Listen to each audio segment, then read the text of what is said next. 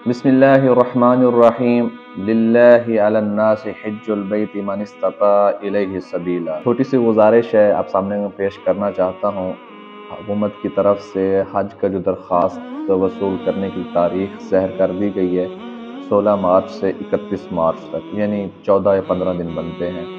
देखें, अल्लाह रब्बुल इज़्ज़त ने हज को फ़र्ज़ किया है उन मुसलमानों पर जो लोग हज की इस्तेदाद रखते हैं, हज के जो अखराजात हैं वहाँ तक पहुँचने की इस्तेदाद रखते हैं, घर वालों को नान नफ़का देकर, अपने कर्ज़े उतार कर, सफ़र के लिए ज़ादे राह होना, वहाँ के ठहरने के लिए जितने अखराजात हैं उनके औकात रखते हैं, तो उन पर अल्लाह ने हज को फ़र्ज़ कर दिया है।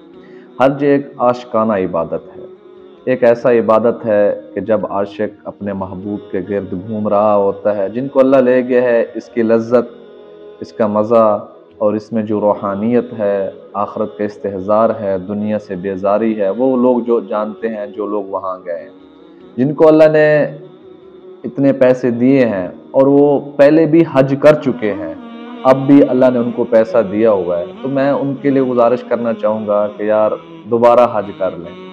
और जिन लोगों को अल्लाह ने पैसा दिया है और पहले वो नहीं गए और वो ये सोच रहे हैं कि यार हज तो 12-13 लाख का है, 15 लाख का खर्चा हो जाएगा, मैं 15 लाख में किसी कारोबार में लगा लूँ, अपने बच्चों पे खर्च कर लूँ, तो मैं उनसे गुजारिश करूँगा, अल्लाह के नबी सल्लल्लाहु अलैहि वसल्लम ने कस्में खा कर कही है कि जो शख्स हज करेगा उस पर फ़क्र नहीं आएगा, बल्कि अल्लाह रब्बुल इज़्ज़त उसके हज के पैसे भी लौटा देगा और पैसे भी देगा। मैंने हदीस का मफ़हूम बयान किया है। तो देखें, अल्लाह ने जिसको इस्तेदाद दी है वो ज़रूर हज करे। ये ज़िंदगी चंद लम्हों की है, एक दिन हम सब ने गुज़र जाना है। अल्लाह के पास जाएं, रसूलुल्लाह के रोज़ा को देखें, अल्लाह के घर को देखें, वहाँ आशिक बनकर अल्लाह के घर गिर्द घूमें, हजर अस्वद को चूमें, कभी मीना में जाएं, कभी अरफात में जाएं। ऐ अल्लाह तेरी खातिर आए हुए हैं, वहाँ गरीब और अमीर सारे घूम रहे होते हैं, अल्लाह के सामने एक ही कपड़े पहनकर, सवाली बनकर, बेबस बनकर अल्लाह के सामने सर झुकाए घूम रहे होते हैं। जो शख्स हज करता है, हज के बाद वापस आता है, ऐसे आता है जैसे अभी माँ के पेट से पैदा हुआ है, गोया कि उस पर एक गुनाह का ज़र्रा बाकी नहीं रहता।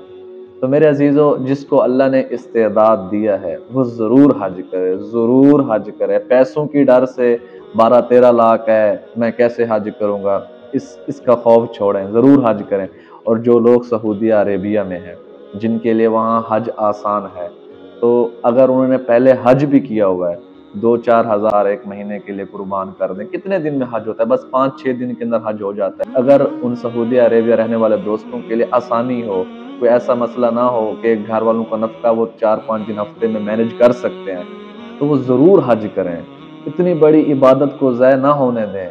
अगर तुमने पहले हज किया है कोई बात नहीं, दोबारा हज कर लें, आशिक बन जाएं, अल्लाह को दिखाएं कि अल्लाह ठीक है हम दुनिया में लगे हुए हैं, ठीक है हम गुनाहगार हैं, लेकिन अल्लाह आपकी रहमत तो समंदरों से ज़्यादा है, आपकी रहमत तो इस कायनात से ज़्यादा वसी है, हमें माफ़ कर दे, हमारी दुनिया में बरकत दे, हमारी आखिरत में बरकत दे। तो सबसे गुजारिश है, वलिल्लाहि अलन्नासि हिज्जुल बैति मन इस्तता इलैहि सबीला, इस आयत पर अमल करें। जिनको अल्लाह ने इस्तेदाद दी है वो ज़रूर अल्लाह के घर को देखें, जाके हज करें। जिनके पास इस्तेदाद नहीं है, अल्लाह से दुआएं करें। एक और ख़ास अहम बात कि हज, बैतुल्लाह का हज पैसों से ताल्लुक़ ज़रूर है, लेकिन ज़रूरी नहीं है सिर्फ पैसे हों।